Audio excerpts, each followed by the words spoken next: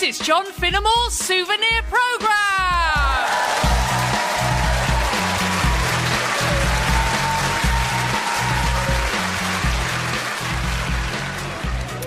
Hi, I'm Lisa. Hi. What's your name?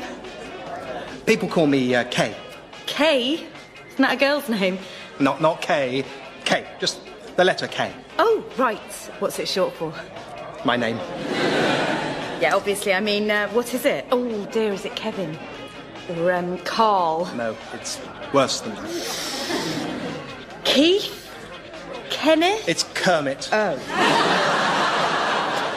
Right. Kermit is... Yes and no, and yes and no, and yes and no.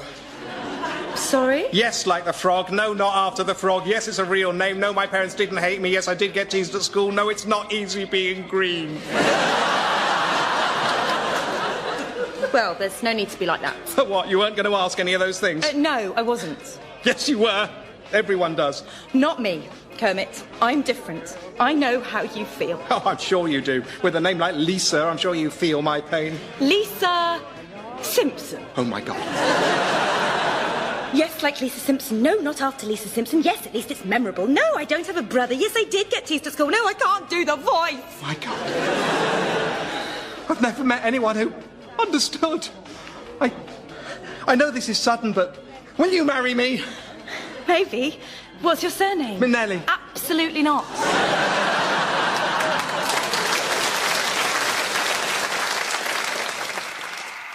Even though large tracts of Europe and many old and famous states have fallen or may fall into the grip of the Gestapo and all the odious apparatus of Nazi rule, we shall not flag or fail.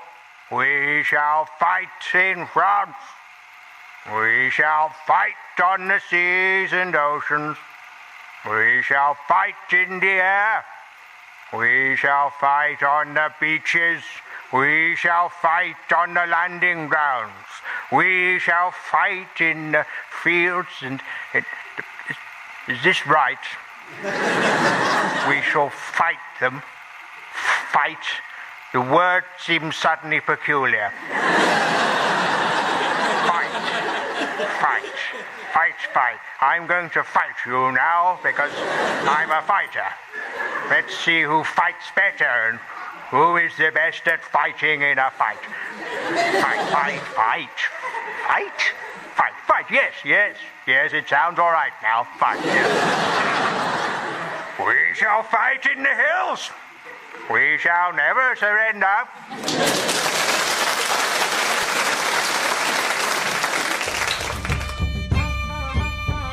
Oh, messenger. My lord? Ah, messenger, what news? It's no news, my lord. That's not how messengers work. What do you mean? I'm your messenger, my lord.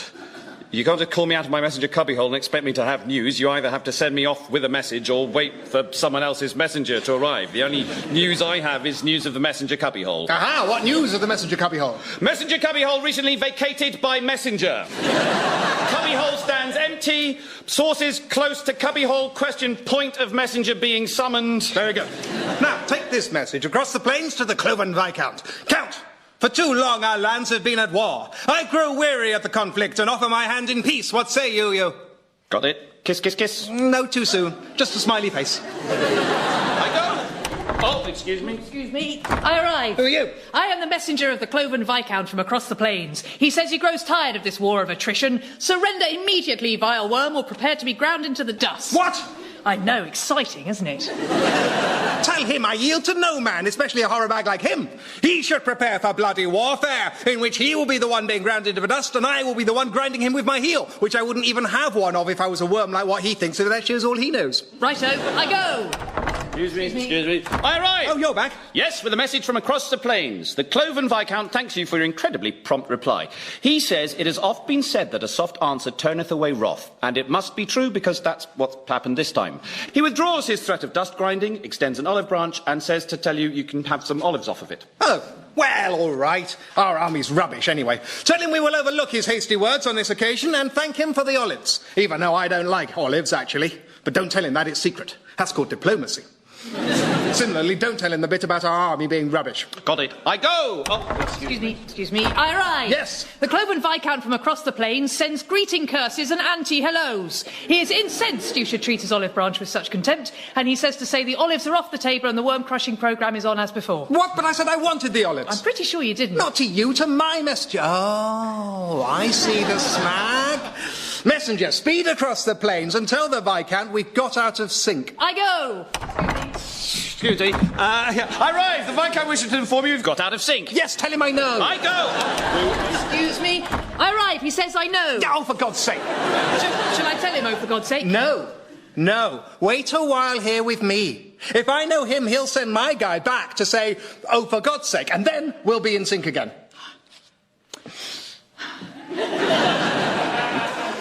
I like your castle. Thank you. Nice crenellations. Actually, they're dahlias. My mistake. I think he's waiting. I know too. he's waiting too. What shall I? Yes, all right. Tell him my silence was just me waiting to get back in sync and my offer of peace stands as before. I go. Excuse me. I arrive. The Viscount says his silence was just him waiting to get in sync and his threat of war stands as before. Bloody hell! I arrive. Oh, you're new.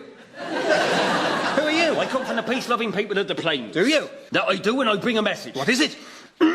Corbett, you aren't off making a mess of them planes. We just got them all nice and the way we wanted them this morning, and now it's wall-to-wall messengers back and forth turning up the planes some in our rate. Can you please stop it? Well, how can we stop it? We've got two messengers out of sync and we can't get back in sync again. Of course you can, sir. Nothing easier. How? Shoot the messenger. Hey, no, don't shoot the messenger. That's the one thing everyone knows about messengers. It's the motto of the Messengers Guild. Why shoot the messenger? Well, because then you'll only have one messenger between you and you'll never be out of sync, and the planes will be relatively undisturbed. Oh, yes. I thought you said you were the peace-loving people of the plains. And so we are, as in we like the planes peaceful.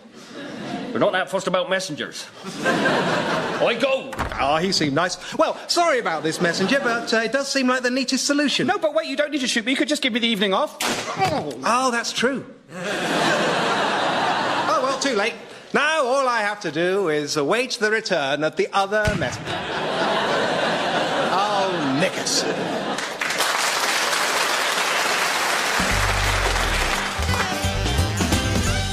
Welcome to Nobody Knows, the game where your guess is as good as mine. Nobody knows, nobody knows. Let's meet the contestants. Anne, you're a sleep therapist. Tell me, why do we dream? Nobody knows. Nobody knows. Richard, hi, why are you? Very well, thank you. I said, why are you? Oh, sorry. Nobody knows. Nobody knows. And Frank, good to see you. Tell me, when will you die? Nobody knows. Nobody knows. So, let's play Nobody Knows. Nobody knows, nobody knows. So, you all know the rules. Richard, what category would you like? Unknowable, subjective, or forgotten? Unknowable, please. All right, Richard. How many games of Scrabble in history have featured the word syringe? Nobody knows. Nobody knows. Anne, your question. I'll have forgotten, please. OK. In history, where was Oliver Cromwell most ticklish?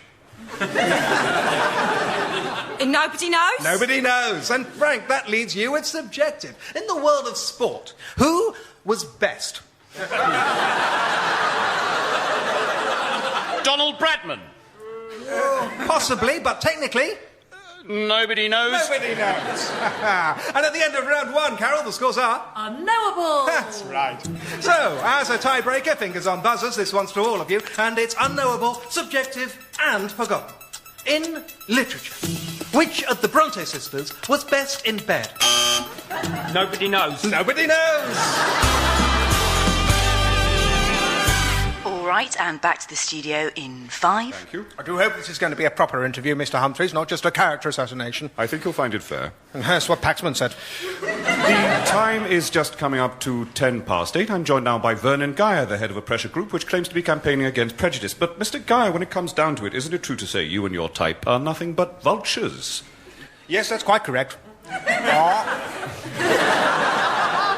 Well, you're very frank about it. And why not? There's nothing shameful about being a vulture. Is that so? Do you deny, then, that you and your kind feast on dead bodies? If you mean by that inflammatory language, are the animals we consume dead, then yes. Would you prefer it if they were alive? The question You see, is... this is exactly the sort of double standards we're campaigning against. Take the We're eagles. not talking about the Take eagles. the eagles. This isn't Everyone about the loves the eagles. I want to talk about... The eagles are heroes, the eagles are on stamps and coins and shields. Now, what do you think the eagles eat? The point... They eat exactly the same creatures as we vultures. The only difference is they also murder them. How is that better? Well, one thing they don't do is hang around sick animals waiting for them to die. How can you justify behaviour like that? What, keeping a vigil? Selflessly staying with a suffering creature in its most desperate hour so that it need not die alone? And then devouring the corpse. Afterwards? Once they have no further need for it, and only, of course, if they die. Often they don't. And believe me, no one is more delighted than a vulture by an unexpected pull-through. Well, that's not... That's not what it says here. According to Wikipedia... Oh, well, Wikipedia. Vultures gorge themselves when prey is abundant and then lapse into a torpid state to digest their food. Or, to put it another way, vultures eat when there's food around and then they have a little nap. Vast numbers have been seen on battlefields. Yes, well, you could say the same about stretcher bearers. Vulture's stomach acid is exceptionally corrosive. You see, this is now just name-calling. And in any case, do you know why it's corrosive? Because we have to deal with botulism, anthrax, cholera, all sorts of deadly diseases we remove from the food chain. Oh, that's why, is it? Because it says here this allows them to use their reeking corrosive vomit as a defensive projectile when threatened. When threatened! When all peaceful methods have been exhausted. It's not a very prepossessing picture, is it? You standing there, waiting for some animal to die so you can eat it with your corrosive vomit and your scaly bald head. Oh, I'm sorry if my baldness offends you. Would you say that to James Nocty? And actually, as it happens, our baldness is a deliberate hygiene precaution. It allows us to keep our head clean when feeding. Oh, you mean so that you don't get blood all over your feathers when you dip your head in a corpse? All right, I've had enough. This interview is over. Let me read you another quote. Vultures urinate straight down their legs. Oh, well, if you're just going to descend into the gutter... Or like the urine down your legs. Right, I'm sorry, but you were warned. Oh, God, it stings! It stings! When threatened, Mr. Humphreys. Good day. The energy, the faith, the devotion which we bring to this endeavor will light our country. And so, my fellow Americans, ask not what your country can do for you. Is that right? What your country can do for you? Country? Sorry, it's just, the word's gone funny on me. Country? What country are you from? Is it a big country or a little country? My country's a nice country, especially in the countryside. Country. Okay, it's sort of normal again now. Ask what you can do for your country.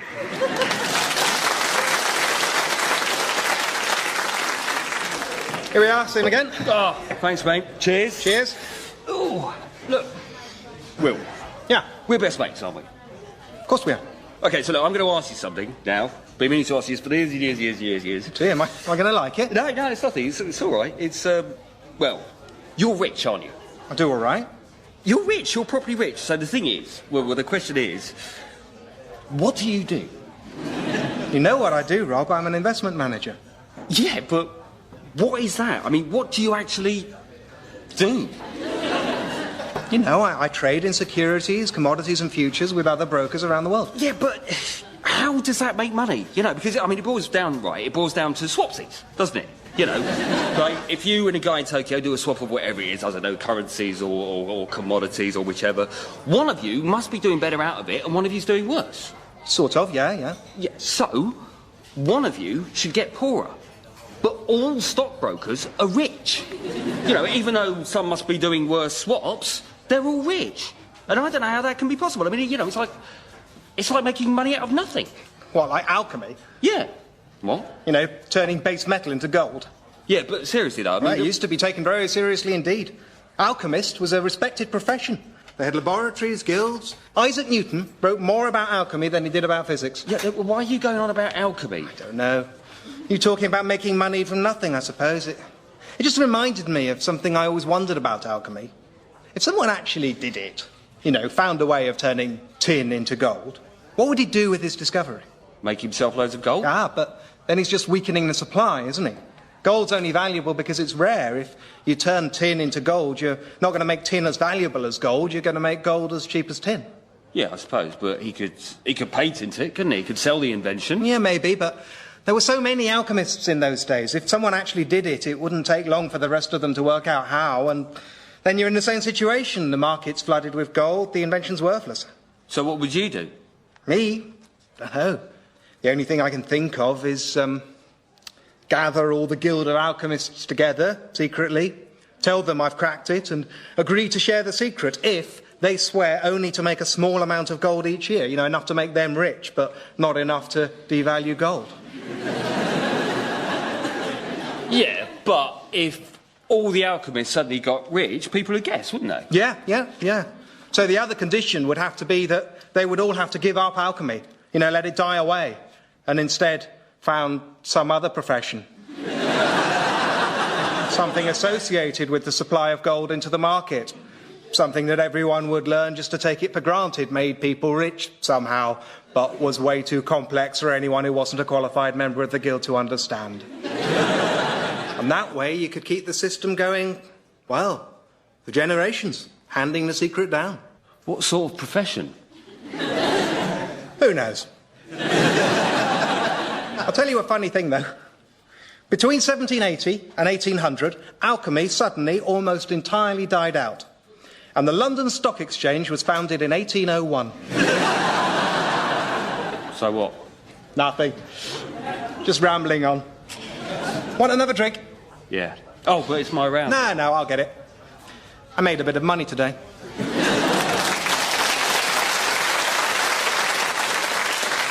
Nobody knows, nobody knows. As we enter into the final round, what are the scores, Carol? Everybody's got some points, nobody knows how many. Terrific. And so, fingers on the buzzers for our quickfire round. In crime, who was Jack the Ripper? Nobody knows. Nobody knows. In science, how big is the universe? Nobody knows. Nobody knows. In history, what was Julius Caesar's favourite colour? Nobody knows. Nobody knows. In natural history, what are cows thinking about? Nobody knows. Nobody knows. In religion? Nobody knows. Well interrupted, Anne. You're quite right, nobody knows. In maths? Oh, and at the end of that fast and furious round, Carol, the scores are... Failed in mystery. As every week. And so, as every week, it all comes down to the big tiebreaker, to which, as you know, you may not answer, nobody knows. Yeah, so, fingers on buzzers, the whole game rests on this. For the £100,000 star prize, what would have happened if I'd said yes? Just buzz in when you know. At any point, just buzz in. You've all had a month to study the dossier of evidence I sent you. No? None of you? Any idea at all? Okay, I'm prepared to simplify it. For £100,000, just tell me, should I have said yes? That's all I want to know. Yes? No guessing!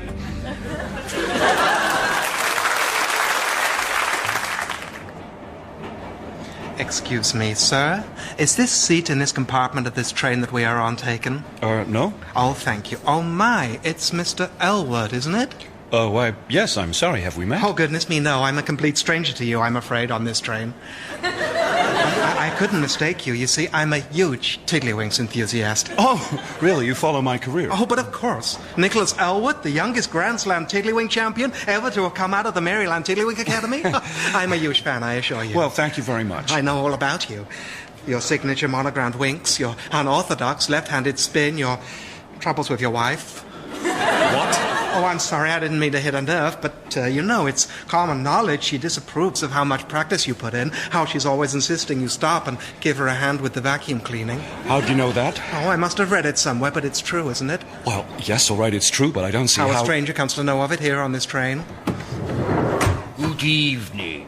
Anything off the trolley? Hot drinks, cold drinks, sandwiches, mini cheddars? Thank you, we're fine.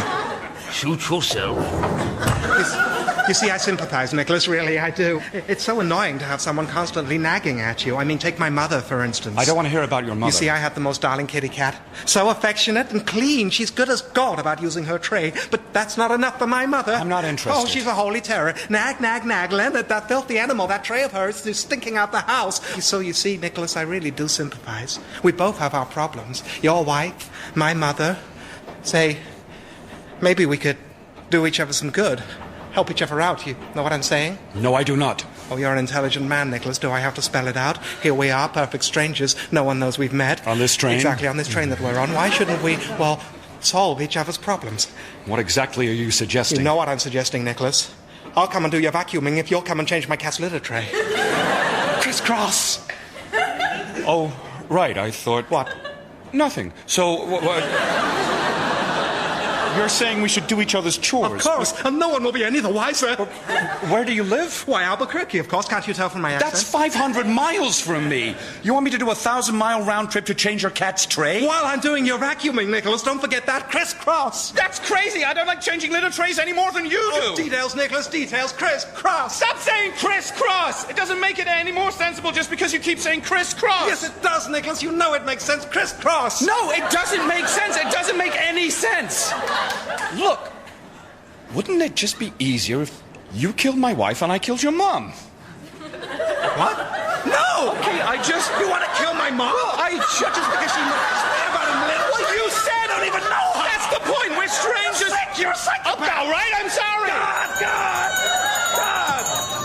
Yes. Arrest this man. He's a psycho and he's obsessed with my mom. Ooh. What? Nothing. Just had an idea.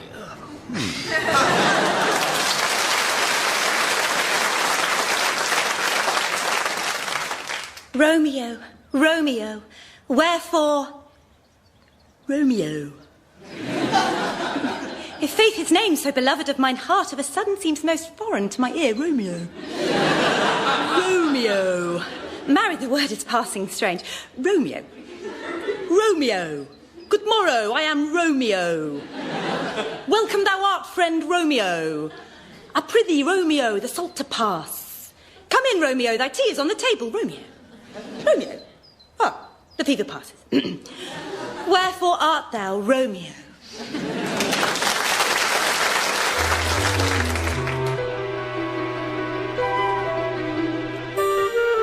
Well, as you've asked me for a ghost story, I do have one rather curious tale you may find diverting.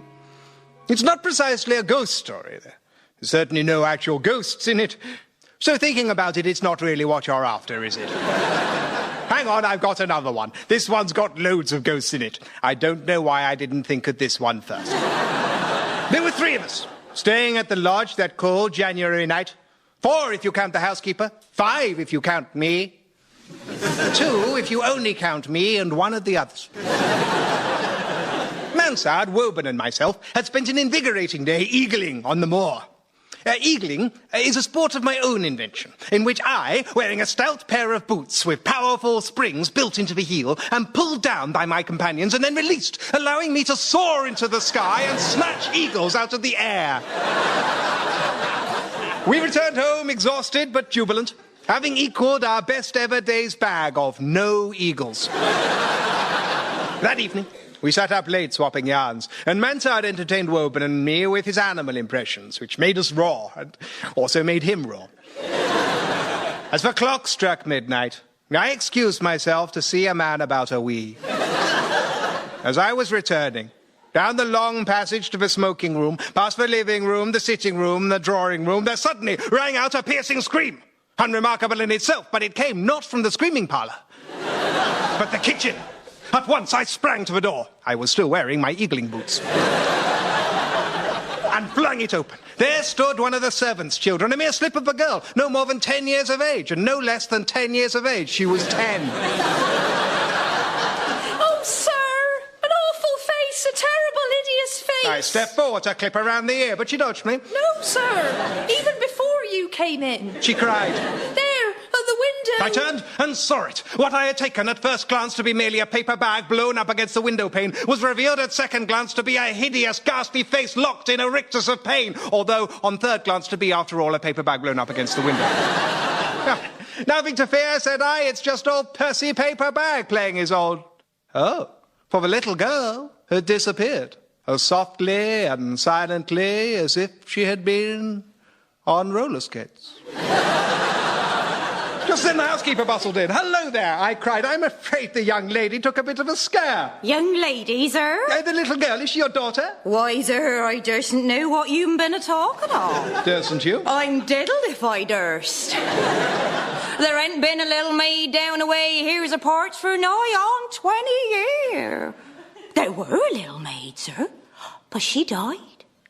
She died. She died! Will that be all, sir? Yes, thank you. Baffled, I made my way back to the smoking room where Mansard sat in one of the wing-back chairs practicing his whinny. I say, Mansard, your housekeeper's rather a queer fish, isn't she? What can you tell me of her? Mansard let out a short bark of amusement. Then, from force of habit, a longer bark, and then basically just woofed for a while. I turned to the window while he recovered. Mrs. Woolm, you mean? Why, all I know of her is that she was caught in that terrible fire 30 years ago. But I turned back from the window and beheld nothing but an empty chair. Just then Woburn re-entered. Woburn, what the devil's become of Mansard? Woburn looked at me curiously. Mansard? Why, Mansard died in a murdering accident. 40 years ago. No, he didn't. He's been doing animal impressions for us all evening. And we went eagling with him. And we live with him. And he's only 37. Oh, that Mansard. I thought you meant his grandfather. After all, our Mansard is sitting right there. Hello. Said Mansard. I did like to say, but you were looking at the wrong chair. I say, Finnemore, you're looking a little cheap. Shall I ring for Mrs. Woolm to bring us tea? But you said Mrs. Woolm was caught in a terrible fire 30 years ago. Well, so she was. A really terrible fire. Barely even singed her petticoat. Never seen such a pathetic fire. And I suppose you, Mrs. Woolm, for that worthy woman had just rejoined us with the tea, I suppose you will tell me when you said the child died, you meant she died, her hair, her sundress, metaphorically but not actually of embarrassment. Oh, no, sir. I meant every word I did do say, but then I am mad. I can confirm that. Called out the little girl as she roller skated past the door. So where then, after all, was the ghost in my little tale? For it wasn't Mansard, nor Woburn, nor yet Mrs. Woolm, nor the little girl, not even the face at the window pane. And the only other person in my story is I myself. And obviously it isn't me. Do you know what? I don't think there's any ghosts in this story either. I don't think I know any ghost stories. Someone else go. John Finnemore's Souvenir programme was written by and starred John Finnemore, with Margaret Cabourn-Smith, Simon Kane, Lawry, Lewin and Carrie, Quinlan. The producer was Ed Morrish. If you are blind or partially sighted, this programme is already fine.